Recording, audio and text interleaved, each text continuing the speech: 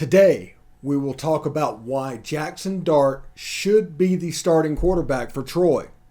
Not Willie, it's going to be an opinion thing, but we're going to make our case. We'll do Luke Altmyer tomorrow. And we spend time talking about Ayden Williams, different ways that his commitment will help out Ole Miss, plus play John Garcia's hit from yesterday as well. This is the Locked On Ole Miss Podcast.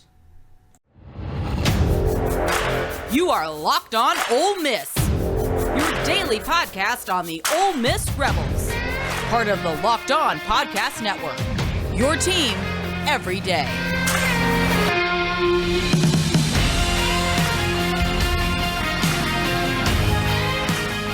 All right, welcome to the Locked On Ole Miss Podcast. I'm your host, Stephen Willis. Thank you for joining me at Stephen Willis. Right there is the Twitter address, and we're at Locked On Ole Miss on TikTok as well. Several socials that you can follow us. Anyway, thank you for making the Locked On Ole Miss Podcast your first listen every day. We are free and available wherever you get podcasts, including YouTube. So do us a favor, go to the YouTube channel, subscribe, hit the bell for notifications and new videos, which happens quite frequently, and of course, upvote the video itself. That would help us out and make us very happy. We're just doing this for the fun. We're not trying to make any money off anything, but those subscriptions will help us. Anyway, the second scrimmage has happened and camp is over officially. It ended Saturday at about 3 o'clock in the afternoon. And misinformation started going around everywhere. Somebody on Twitter posted stats of the scrimmage. It was conflicted by somebody else, and there was a giant argument. And Bradley Sowell came in and gave his opinion on things. And there's just many people trying to figure out what's going on and nobody's talking. Like we said, this is the benefit that comes with this staff, is nobody talks. It used to be a situation when Houston Nutt and Hugh Freeze was here. They would hand stuff to the media to kind of parrot it to prepare the fan base for. And the fan base is wanting something like that to happen because they're used to it. But that's not really happening right now. So we're left to our own devices to guess. And today we're going to talk about why we think Jaxson Dart should be the starter come Troy. We will spend a segment on that, and then we will move on to Ayden Williams. But Jaxson Dart, his upside and ceiling is out of this world. Ole Miss cannot hit the lofty goals that they've set out for themselves without him performing at a high rate that equals his talent. His talent coming good is the only way Ole Miss can hit these lofty high standards. If Ole Miss wants 10 wins again, Jaxson Dart probably needs the quarterback. He has the higher ceiling. He also has the lower floor, but he has the higher ceiling. The big plays that can happen and the advantage that can be taken over in the backfield of a Zach Evans with a Ulysses Bentley IV. Those guys in the backfield with the receivers outside like Jalen Robinson, Michael Trigg potentially. Jaxson Dart is in a position to take advantage of them as well. The receivers on the outside, the Malik Heath, the Jonathan Mingos, the Braylon Browns, those guys, big arms is the order of the day. Jaxson Dart would absolutely bring the best out of them. Not even close, not even question. The only question that people have about Jaxson Dart is consistency and turnovers. Thus, the two things we've heard all over camp. And we have been on this since the beginning, that if Jaxson Dart turns the ball over, he's not going to be the quarterback. We've been pretty clear about that. But after a scrimmage where he did not turn it over and he basically set the place on fire, there's rumors, definitely rumors, that he had a really good scrimmage yesterday as well. Or Saturday. If that happens, the question of Jaxson Dart being a gamer needs to seriously be considered. Because if you need a robot that can just go out and perform at a consistent level through practice and games, but nothing really special, then Jaxson Dart's probably not your guy. But the rumor is that he had a pretty good scrimmage yesterday. Or Saturday, sorry. I'm recording on Sunday, obviously. And that's 2 in a row. There's only 2 scrimmages that this team gets to have. Whenever I was there, 4 and 5 scrimmages would be the norm. But this one has 2 because the next scrimmage they have is going to be a mock game. It'll be Saturday. And basically that is like a scrimmage except for the football plays. It'll be the substitutions to make sure the punt team, the kickoff team, the operation is kind of a walkthrough of that. Headset etiquette, stuff like that. Get that ready for the first game. But it's not going to be a true scrimmage. Sure, there might be a couple plays run, but it's not going to be a true scrimmage. Those have gone. And if Jaxson Dart was the clear winner of the first scrimmage and was anywhere remotely close to even in the second, I think the advantage has to go to Jaxson Dart. And I think you're starting to see other people warm to that idea. I don't know, but I think this quarterback competition may have had a little bit more of 2015 than any of us thought possible. We weren't in control of the narratives. We don't have people with a trained enough eye to be able to pick it apart. And so whenever you were told at a press conference this is even, it was naturally parroted that this is even. Or Luke is the winner. And the narrative that needs to be said is going out through the media. And that's fine. That's the way this is supposed to work. The coaches are doing their job. But after the scrimmages and the rumors and everything that I hear coming out of it, I just don't know how Jaxson Dart doesn't start against Troy. He might not. He absolutely might not. I'm not predicting anything. I'm just going off an opinion of what we've heard. And what we've heard is that Jaxson Dart has been inconsistent, that Luke Altmyer has been more consistent and moved the team very well, although every time we see Luke Altmyer, it was with underneath stuff, which can work, but let's be fair. If it's all underneath, the safeties are going to creep forward. They're going to take away the RPOs, and then your offense is going to be in a little bit of trouble. So you need a quarterback that can stretch the field. You need a quarterback that can make people pay downfield. That's just the way it is. It isn't necessarily a one way or another thing. That's just a playing quarterback thing. And in order to expand the defense, create more space, and have room to operate. Whenever people say room to operate, that's what they mean. If the safeties are allowed to squeeze that area behind the linebackers are free to completely sell out against the run, and those RPO linebacker plays don't really work. So this is why I think that Jaxson Dart probably has the upper hand. Now, we've talked to Bill Flowers and Stuart Patridge and Mike Espy and Marshae Green, and they all mentioned having a leader in place a couple of weeks before the first game. To a person, they all mentioned that. So our concern over the last week is, like I said, we were rooting for brevity. Whoever wins this job needs to win it. If it's close, I don't know if it's really that close, because I had a conversation with Bill Flowers about the politics nature of college football, and to have a transfer coming in and doing all that, Luke Altmyer has to outright win the job to play. And if Luke Altmyer goes out first, understand that he probably did outright win the job. There's just so much unknowns that we don't know right now. And that's absolutely fine. But right now, I think all of this is why Jaxson Dart should start against Troy.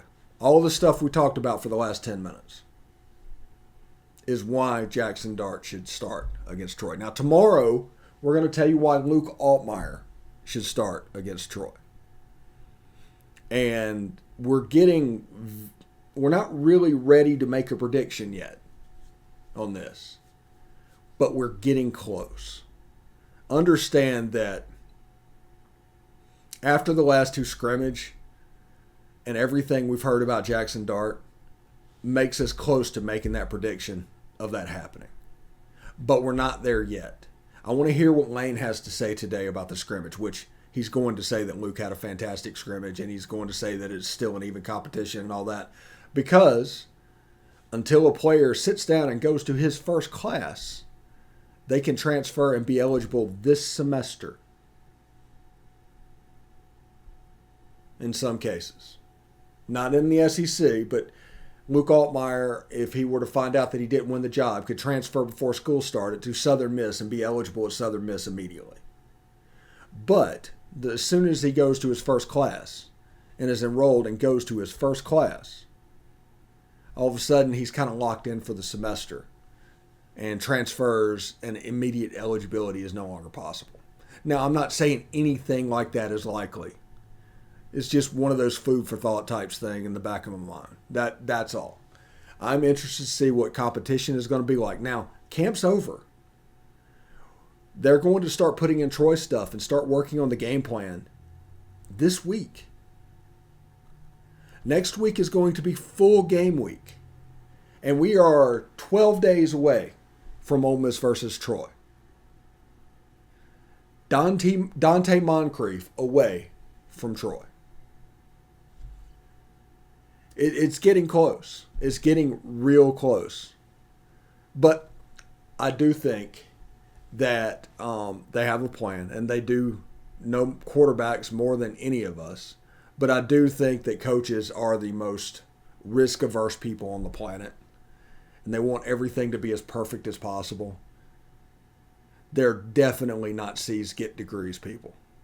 They want perfection as much as they can get, and they're scared to death of a turnover. So understand that.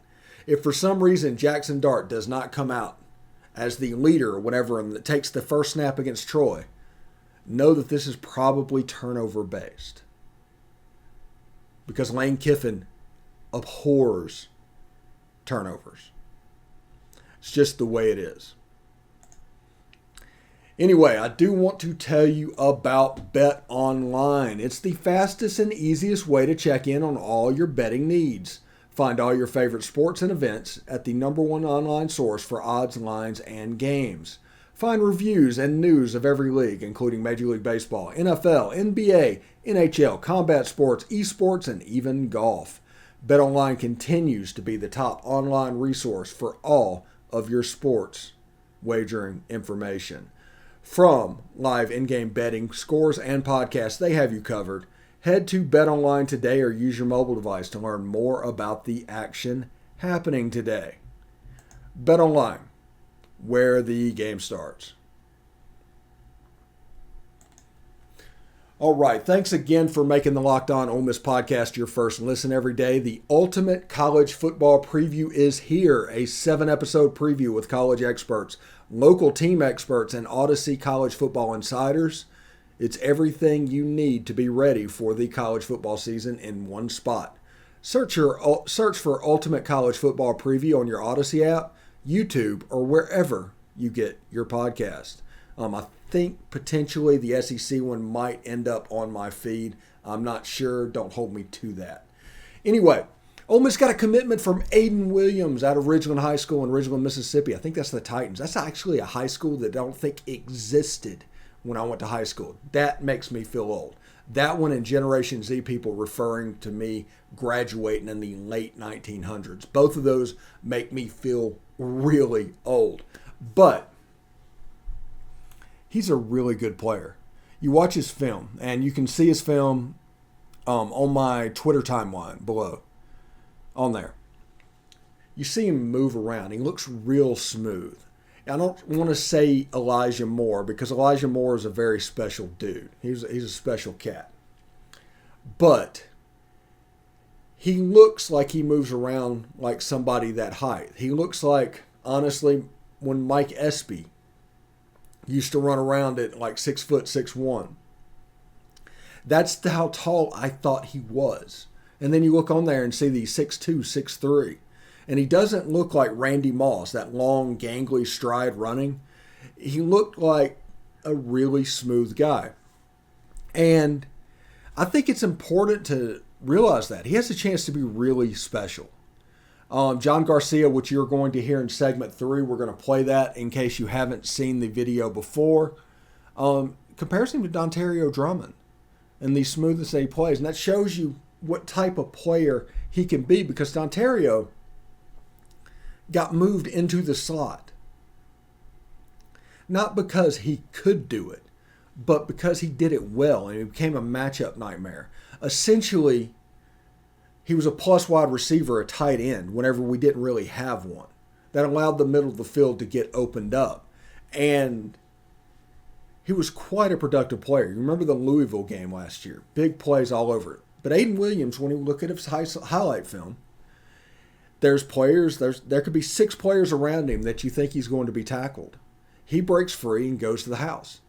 When I was at Rivals, I've explained this 2 or 3 times on this channel now, and I'll do it again for those who might not know what I'm talking about.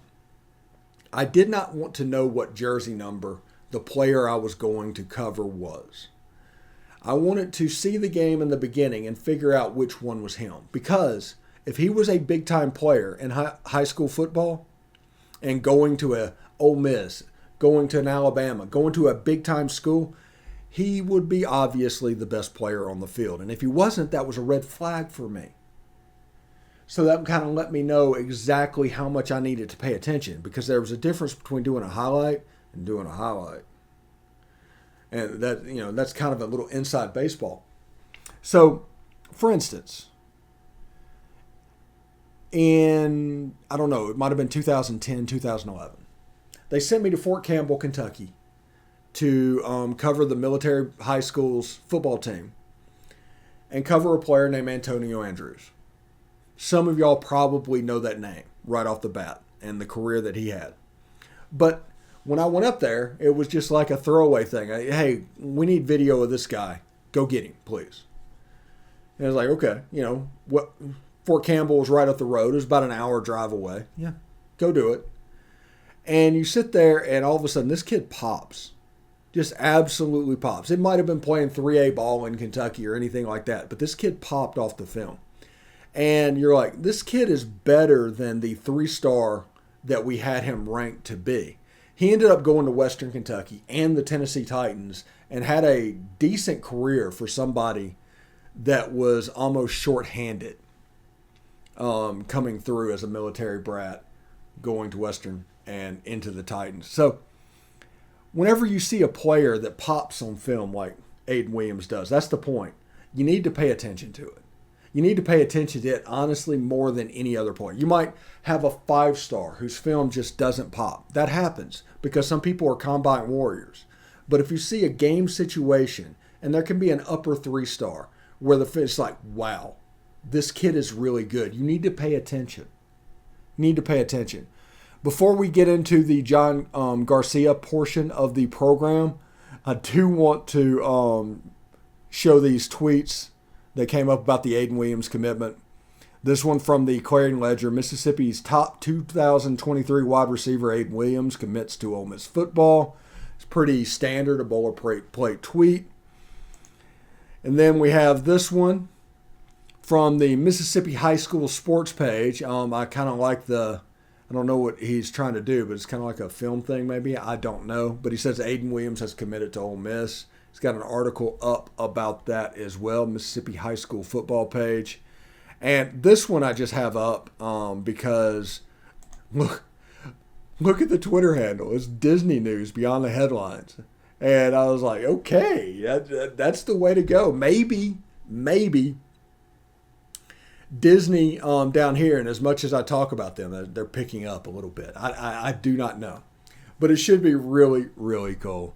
But those are the 3 tweets right offhand that come to mind. Anyway, when we come back, we are going to talk to John Garcia, and he's going to provide a breakdown of Ayden Williams. And then I will get out of here fairly quickly.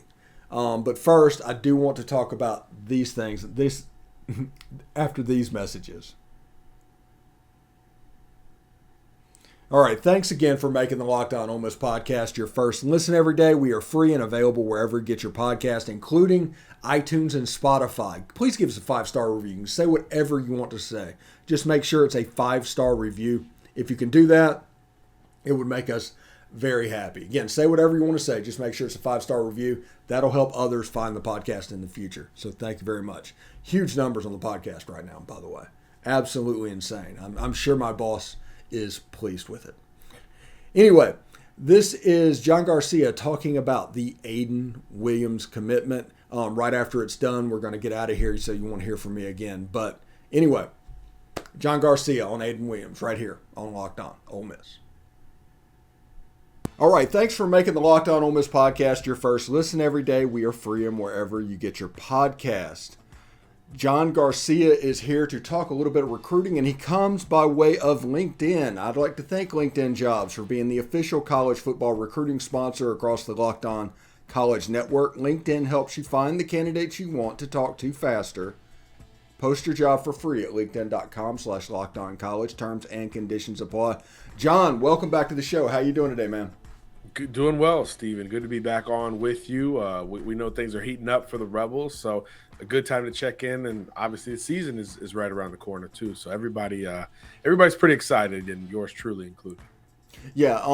Let's jump right into it. Recently, Ayden Williams just committed to Ole Miss. Talk a little bit what Ayden brings, and if you can, give us a comp to another Mississippi receiver that has come through in the past. Ooh, that last part will be fun. But on the surface level, Ayden Williams is one of these classic outside wide receivers in this class of 2023. He's about 6'2", 6'2 and a half, relatively well filled out, 185, 190 right now or so, muscular build, but certainly has room to improve upon his frame. And there's a whole lot of completeness in his game. It's not the fastest, the twitchiest, or the most polished, but he's like right there in every category. He can absolutely run, track the football very, very well. I've seen him make in person dozens of contested catches. So he really apexes that football at a very high level. And again, pair that with his frame, and the catch radius here is really impressive from Ayden's perspective. But where I think he's made big strides, Steven, is as a route runner. You know, he used to be just a vertical guy, 9 routes, deep balls, back shoulders, just an athlete going down the field that you say, hey, go get it. But now over the last 12 months, we've seen him really start to put some route combinations together. He's stemming defenders. He's breaking well at the top of the route with good leverage, which is not easy to do at 6'2", 6'2 and a half. So we're seeing him polish up in that department. The footwork has looked really good. He's kind of a guy who just plays smaller than he is. He's quicker than you would expect a 6'2 wide receiver to be. And we see some polish come along the way here. His hands have gotten better as well. He would be the guy who a year ago would make the contested catch over 2 guys and then drop the slant, right? Just drop the easy money. But we're seeing him start to polish up and clean up a little bit more. The focus has improved, and everything's kind of just come along in a really nice way, to the point where I think he's going to be a phenomenal SEC wide receiver, whether you look at it from a statistical or volume perspective, or just from an athletic perspective and a chunk plays perspective. He's good after the catch. He's bringing some physicality and toughness to the position there as well, which is only going to improve as he gets bigger and stronger in an SEC strength and conditioning program. So clearly I'm a big fan of Ayden Williams overall. He's flashed early on, and he's developed beyond that over the last couple of years. And let me tell you, from a comp perspective, I see some Drummond in this kid's game. You know, it's not the flashiest thing, but you look up and it's 9 catches for 140 yards and a touchdown. I think that is something we can expect to see with Ayden Williams. And I thought at times last year for the Rebels, Drummond looked like not only the best player at wide receiver, but the best player on the field for Ole Miss at times. It was almost like a quarterback where he had a rhythm to his game, and when he got hot, he was doing everything: sideline catches, after the catch stuff, winning against contested situations. He kind of became this complete wide receiver where it wasn't the flashiest thing in the world, but man, It was productive, it was reliable, and it was something that was a huge part of a 10-win regular season for Ole Miss. And I think Ayden Williams immediately can step in and do some of those very same things, especially considering he's got an entire year left of high school ball to continue to polish up. And if he stays on that trajectory, I think he's a guy who plays his way into the SI 99 rankings, and he's going to play his way onto early playing time at Ole Miss, the in-state program. Yeah, and whenever I worked at Rivals and I'd go out and have to film all these prospects, one of the games that I like to play is I didn't want to know who the prospect was on the field. Nice. I wanted that to jump out to me because it was my opinion. If a player was going to Ole Miss, if a player was going to Miami or any of these big schools, they should be absolutely the best player on the field in high school. So if that player didn't pop out in a high school game, all of a sudden I knew there's like, okay, I don't necessarily have to worry about this. Now, the reason I bring this up is because I looked at Ayden's huddle highlights, which I recommend everybody watch these highlights. Yeah, everyone in your audience, absolutely, please. Yeah, because there's just plays, and it almost turned into Bo Jackson versus Tecmo Bowl in some of those things to where it's like, okay, this is going to be a 7-yard slant, boom, 80-yard touchdown. And it's really phenomenal, especially in a high school that didn't exist whenever I was in high school in Mississippi, in Ridgeland High School. Yeah, just dominant stuff. Again, I think that's where his run after the catch and physicality shows up a whole lot more. And then you pair that with the kind of energy he brings. I think he's kind of an energy booster to an entire offense. And then that's how his personality is too, just getting to know him. He reflects that, always has a smile on his face, always willing to compete despite that as well. So a kid who's not going to shy away from any sort of competition. So a guy you want in your locker room and a guy who could be your Kickstarter. I think there's a lot to like about Ayden Williams. Again, his frame right now, like you said, creates dominance on Friday nights. Guys can't get him to the ground at 6'2", 185. So as he pushes towards maybe 6'3", 200 pounds, by the time he sees the field in Oxford, all of those strengths will only become enhanced. And I think, again, that's why he brings so much value as a traditional wide receiver one, a traditional split end who you can really build an entire game plan around down the line, even at a school like Ole Miss where there's always going to be great skill position talent. And look, it's a big need for the Rebels, right? I mean, I think that's another factor here. This is a huge need for Ole Miss in this recruiting class. A lot of experience at the wide receiver position. They brought in multiple guys in the portal for a reason there. And obviously, because of that, you don't expect those guys to stick around very long thereafter. So there's going to need to be an influx of skill position talent, particularly at wide receiver. And this is a heck of a way to kick that off. Yes. Before we let you go, real quick, you mentioned his personality earlier. Is he the type of person that makes others around him better? He is, because he brings that balance of, I'm a high energy, positive type of guy with this competitiveness that, hey, once we're on the field and in between the lines, something switches. And now I want to be an aggressor and a dominant player, an alpha type of player on top of that. So really in any of those two categories, you can elevate someone else, whether it's physically to your level of competition or to keep things positive when, hey, maybe we're down 10 points, we're in the huddle and we need to get a drive going. Now his energy, his positivity, his motor, even before you get to the line of scrimmage, can start to lift you up a little bit. So yeah, I think he's an extremely positive locker room person, and then obviously on the field he can back it up with his absolute alpha style and mentality at wide receiver, which is a huge deal on either front. All right, John Garcia, brought to you by LinkedIn Jobs, stopping by. Thanks, John, for coming by, and we look to hear from you soon. Sounds good, Steven. Thanks for having me. All right.